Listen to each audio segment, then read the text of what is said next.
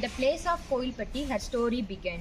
She was raised by supportive and loving family. In a nurturing environment, her family focused her growth, so she took first step into the education. She started her school life at Lakshmil's Higher Secondary School, which was located in her native Kovilpatti.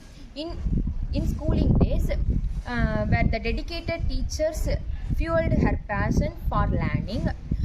In her schooling days, she was more interested to learn about the computer science. So the computer science was captivated her, and her dedication yielded 100% in the board examinations. It was one of the proud moments of her family.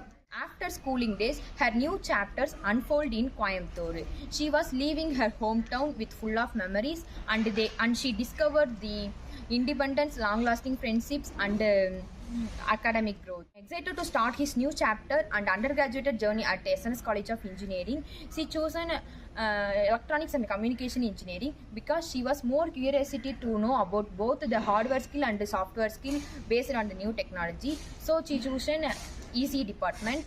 College life is got even better. So she picked up the certifications in programming languages, boosting her coding skills. She was more interested in reading books and listening music. So these are the hobbies of her.